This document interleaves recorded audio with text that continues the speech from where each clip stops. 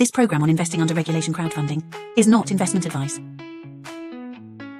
Rising with the crowd, power unbound, change makers lead where hope is found. Superpowers for good, shaping the fate. Investors and dreamers open the gate. Supercross stands loud, proud and true, building tomorrow for me and you. Welcome to the Super Crowd Superpowers for Good show. I'm your host, Devin Thorpe, and I want to welcome all of our new guests to the show today. We've got a great guest. I'll tell you more about him today, but if you have ever wanted to thank a veteran, you're going to want to stick around for this episode to learn a new way to do that. I want to welcome our new viewers. We see in the data that the audience for the show is growing all the time. We're grateful for that, but that means there are new people. I encourage you to watch the entire episode today to learn more about how you can make a difference in the world. You're going to love the show, and we invite you to stick around. Now, let me tell you about our guest today. John Panaccione is the founder and CEO of Folla Capital. And he's an amazing human being and a powerhouse CEO. You're going to want to not miss this at all. So stick around for this episode. John, it's great to have you back on the show. How are you doing?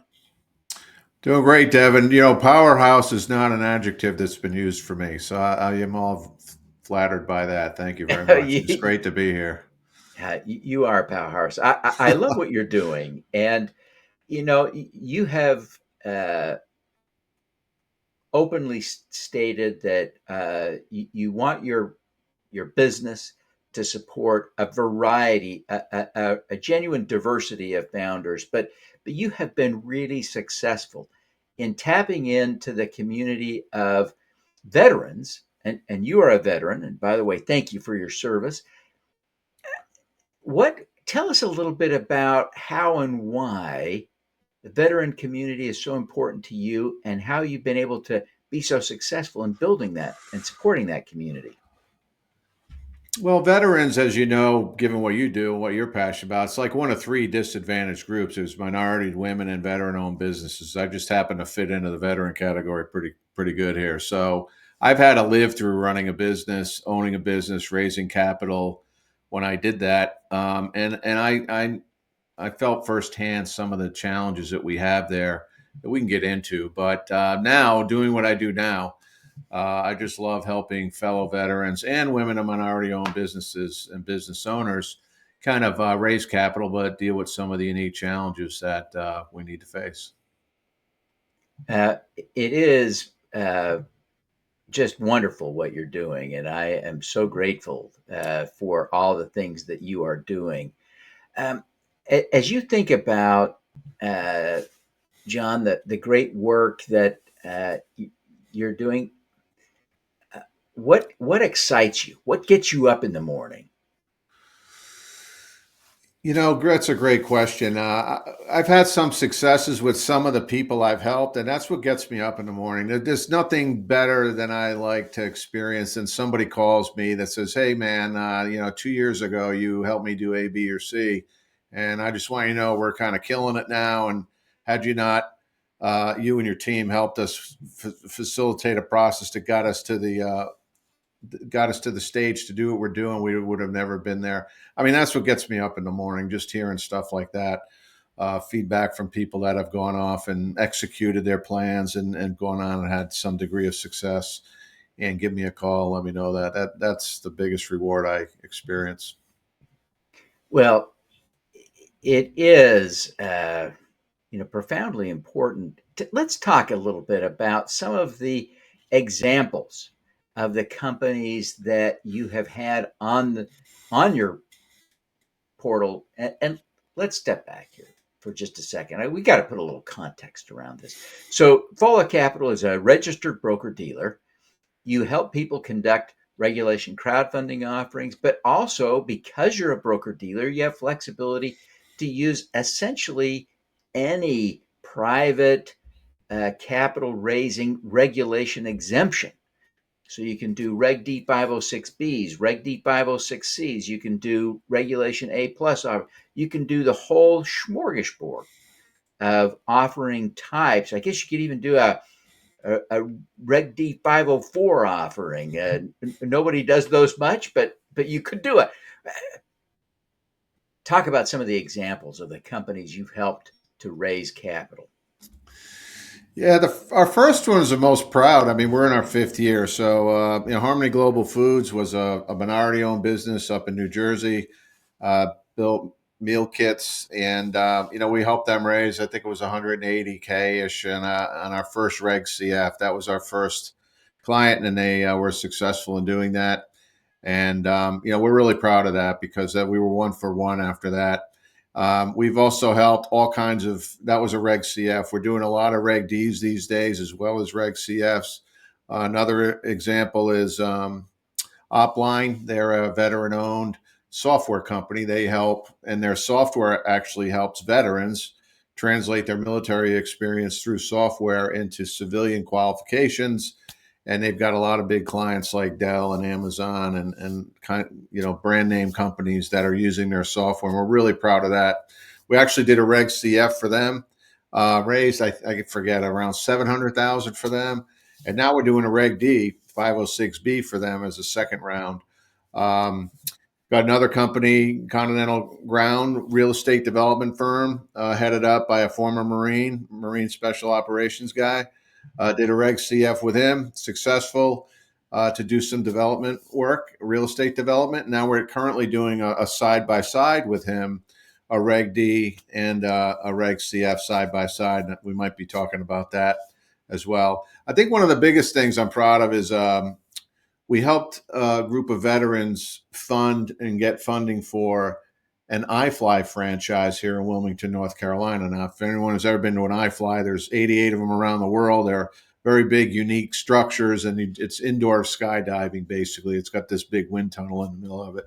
And despite a lot of naysayers, we helped them raise the equity portion of a very large commercial loan to build this thing. It was about a $12 million total financing package. But we raised around $1 million through Reg CF. And without that $1 million, they wouldn't have been able to get the rest of it done. And now that iFly is up and running from unimproved lot to an iFly up and running in Wilmington. And I see it frequently. And that's a reminder of what we do for a living. So those are a few examples, and we're quite proud of those and others. Well, that is such a powerful example of how you build community along with supporting veterans, right? Could a community survive without an iFly? Yeah. But is that a wonderful, healthy addition to a community that makes it richer? It creates an attraction that brings people in from out of town. It just seems like it's a great example of that community building aspect of what you're doing. Tell us a little bit more about how you've seen that community building aspect come together. Yeah, I just had lunch with those guys yesterday. We still, are good friends now. But it was a community building effort. There was a lot of, like any community, right? They got to vote with their dollars and say, "Is this something we want or not?" And many of them said, "Yes, this is something that we want." I will say, though, that most of the money came from people that knew the management team members. And that's one of the things that we always talk about with our clients about how you really raise money. Crowdfunding is wonderful, don't get me wrong. But at the end of the day, a lot of the money ends up coming from people that have some connection with the management team. And that was their case as well. In fact, one of the largest check writers was a Navy SEAL down in Florida who just loved skydiving and had an attachment through his service to our management team raising the money, and he wrote the biggest check. And that came out of Florida to this community here in Wilmington. Even though he's not a member of the geographic community, he felt that he was part of the demographic community amongst veterans trying to do something. And that kind of vibe and theme works for women-owned businesses, minority-owned business, and veteran-owned businesses, that you can tap into the community that's not only geographic, but it's demographic as well. And that really worked in their case. That is such a great point that the word community, it's a powerful word in what we're doing here in the crowdfunding space, because we often think of the geographic community, but there is a whole other community, and it's aligned around a variety of things, right? It's aligned around identity, women, Mhm. minorities, veterans, but also aligned around a sense of purpose and mission sometimes too. How have you seen that come into play in the offerings that you've done? Oh, I'd say it's the most important thing. In today's world where social media dominates and everybody's connected electronically, I think geographic community absolutely still matters and will always matter. But what's become like almost as important, if not more important, is that community that we feel associated with through electronic means. And some love it or hate it, it is what it is. And for some people trying to raise money, especially through Reg CF, where you can use the internet and electronic means, that is a major, major reason why one can be successful with Reg CF in particular, because you have to use the internet. You don't have to for Reg D, but that broader community is certainly your primary audience, not just your geographic community. So I think it works well for people trying to raise capital. There are just different ways in which to energize both of those communities, and we can get into that if you'd like. Yeah. One of the things we should talk a little bit about is the role that Reg D 506B plays in helping people raise capital. One of the things that is under discussed, I think, in this community is that a Reg D 506B offering prevents public advertising of an offering, but it allows for ordinary, everyday investors to participate in the offering on a limited basis, not limited on a per investor basis, but limited to 35 investors.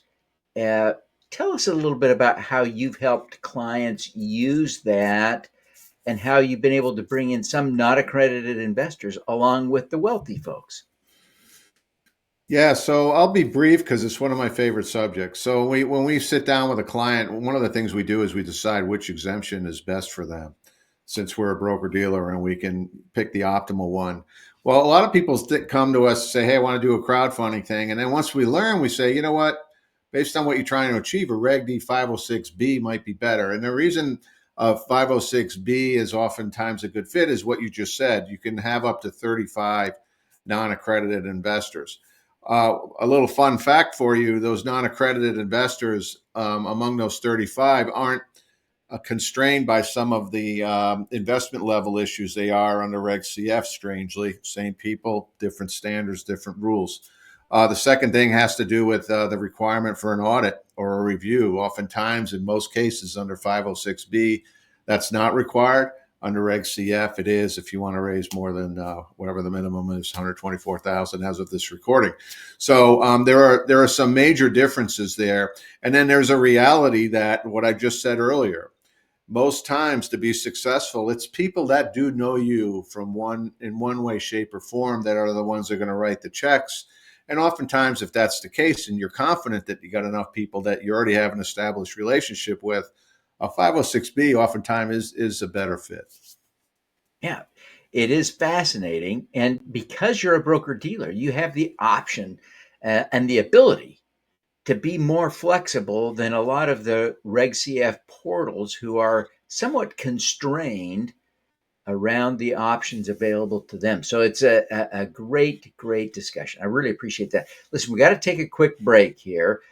Folks, I'm here today with uh, John Panaccione. He's the founder of Folla Capital, and it's he's a registered broker dealer uh, who is able to help people raise capital from the crowd using a variety of exemptions from a public offering. And that allows him to do Reg CF offerings, Reg A offerings, Reg D offerings. Wow, kind of the whole enchilada. We're going to take a quick break. And when we come back, we're going to talk to John about his superpower. So stick around. A free copy of How to Make Money with Impact Crowdfunding. The book Sarah Hanks describes as a fantastic overview, not just of crowdfunding investing, but of investing in general. Andrew Savickas raved, "This book offers unparalleled insights for anyone looking to make a difference." Scan the QR code to get your copy. SuperCrowd LA is the premier conference for impact investors, social entrepreneurs, and community builders. Learn from experts who've raised millions, including leaders from Start Engine, Aptera, DNA, and WorldTree, plus a live pitch with top investment opportunities. Can't attend? Watch the live stream on E360 TV.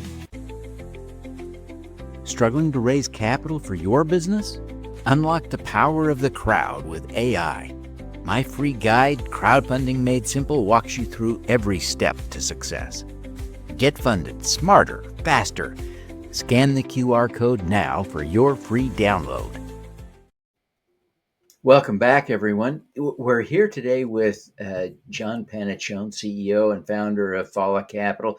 Great human being, powerhouse CEO. We're going to shift gears from talking about crowdfunding and raising capital via all the tools in his big tool chest to talk about his superpower. So stick around. You don't want to miss this. John, I really genuinely admire you, and especially the way that you've been able to connect with community builders and veterans in making such a tremendous difference. I love what you're doing. What is your superpower? Well, I know you're going to ask me that, so it's a mouthful, but I'm a playing field leveler, if that makes sense, right? I guess I used to be a door kicker inner, but I don't like that one anymore. But I'm a playing field leveler, and what I mean by that is I've learned that most people that have goals are leaders.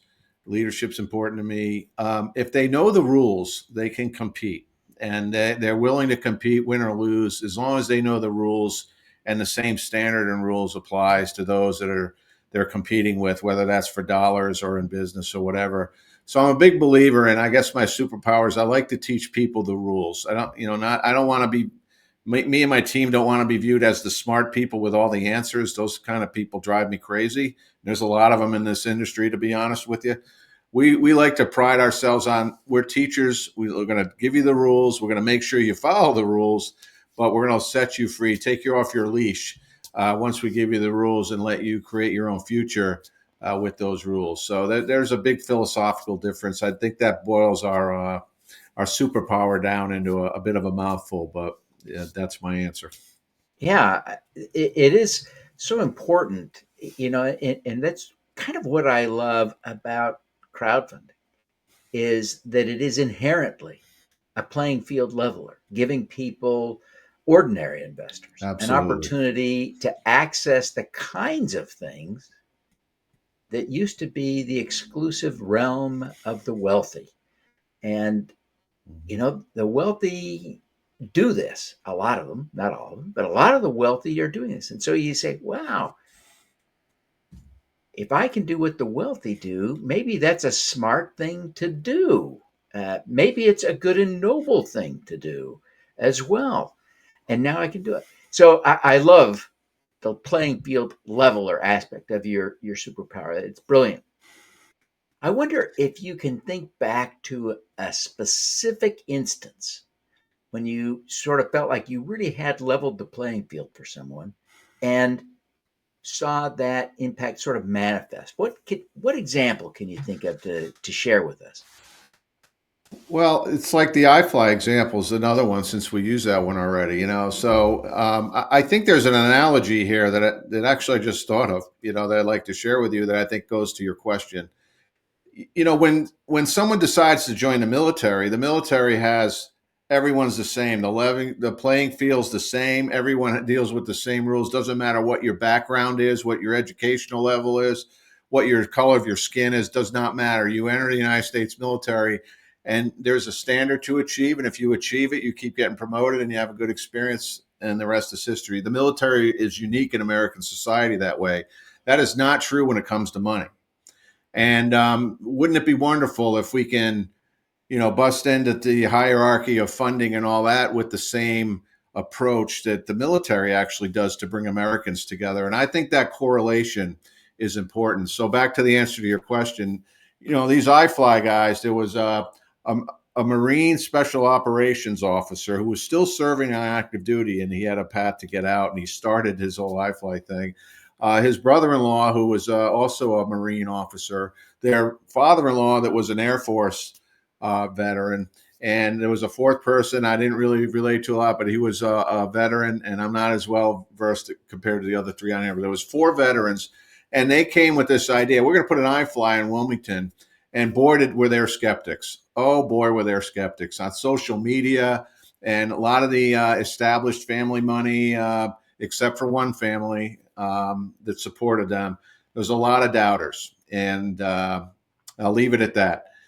But despite all the challenges, they knew what the standard was. They learned the rules, and they succeeded. And I think that's being repeated everywhere across the country today because of regulation crowdfunding. And people are jumping on that ability to follow those rules and create opportunities for themselves that didn't exist before Reg CF. And I think it's wonderful. Yeah, I love that. That's such a great example of employing your superpower. Now, a lot of us in the crowdfunding space, and I think a lot of people in a variety of activities, change makers of all sorts, want to help level the playing field. It's a key value for a lot of us. How could you coach us to be better, to be more John Panaccione about our ability to level the playing field to make the world a little better place?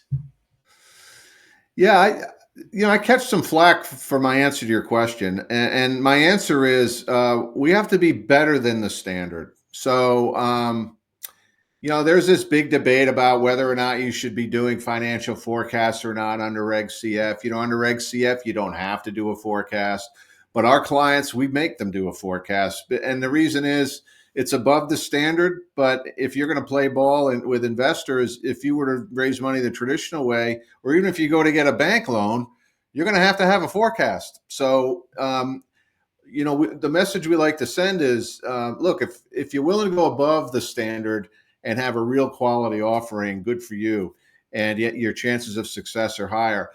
I don't recommend people view Reg CF as some kind of exception where we can take shortcuts, right? And versus the old way or the old standard of raising money.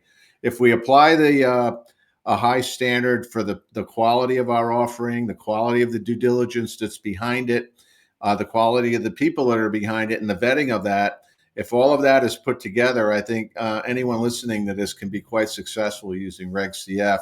And I guess the moral of the story is, aim higher than the standard and try to be all you can be, to share a line from the military about, what you're capable of. Everyone's capable of achieving a higher standard. And if you can, you'll be successful with Reg CF.